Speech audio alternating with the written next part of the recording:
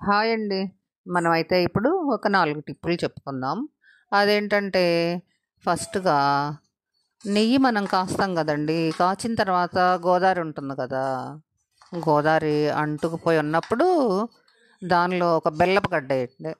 ఆ బెల్లం గడ్డతో చక్కగా కాసేపు ఉంచి, అది కరిగేదాకా ఉంచి, దాన్ని ఇంకా కాస్త అలా గడ్డగా ఉన్నప్పుడే తీసి ఇంకో దానిలో కూడా పోసేసుకోండి. అంటే నేనైతే 2 చట్టుల్లో కాసాలండి.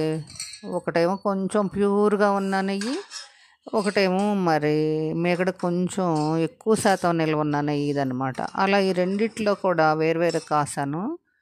కాసి ఆ ఫస్ట్ టైము కొంచెం తేడాగా ఉన్న నెయ్యి వెంటనే భోజనాల్లోకి వాడేసుకుని మిగిలింది నిల్వ ఉంటదనమాట. అయితే అలా ఆ వాటర్‌ని ఏం చేయొచ్చంటే మనం పొంగల్లోకి కానీ, ఏదైనా పాకంలోకి కానీ వేసుకుంటే ఈ నెయ్యి ఫ్లేవర్ పోకుండా దీనిలోకి ఉంటుంది. అది అలా ఒక డబ్బాలో ఉంచి వడపోసి స్టోర్ చేసేసుకోండి. నేనైతే ఫ్రిడ్జ్‌లో పెట్టి ఉంచుకుంటాను. నేను చేసిన పనులే ఇవన్నీనండి. నేను రోజువారీ ఎలా చేస్తానో ఆ టిప్సే మీకు చెప్తున్నాను. ఓకేనా? అయితే ఇంకా తర్వాత కాస్త నీళ్లు పోసి ఆ చట్లు నానబెట్టి తర్వాత కడిగేసుకోవచ్చు.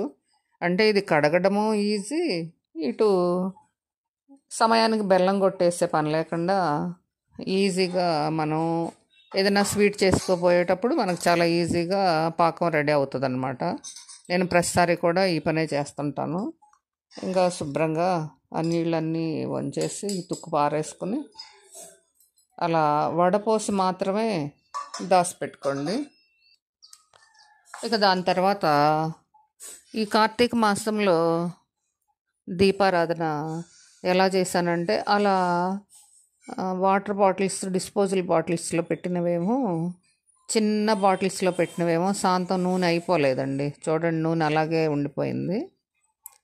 కానీ కొంచెం లోతుకు పెడితే ఉంటుందేమో కానీ అదిగో చూడండి, కొంచెం ఆయిల్ ఉంది, అలా ఉంది. నేనైతే థమ్సప్ డబ్బాని కోసి దానిలో ఇసుక పోసానండి. ఇసుక పోసి కాస్త లోతుగా పెట్టిన దీపారాధన ఏమో అలాగే కొండెక్కకుండా ఆయిల్ మొత్తం అయిపోయి చక్కగా బాగుందన్నమాట. ఎంత గాలిలో కూడా దీపాలు వెలిగినాయి. ఇదండి, అదిగో చూడండి, ఈ థమ్సప్ బాటిల్స్లో పెట్టిందంతా ఆయిల్ కంప్లీట్గా అయిపోయింది. అవన్నీ తీసుకోవడం, మళ్ళా క్లీన్ చేసుకోవటం అనమాట. థమ్సప్ డబ్బాలంటే కొంచెం వెడల్పుగా లోతుగానే ఉన్నాయి. ఇంకా దానిలో అయితే బాగున్నాయండి.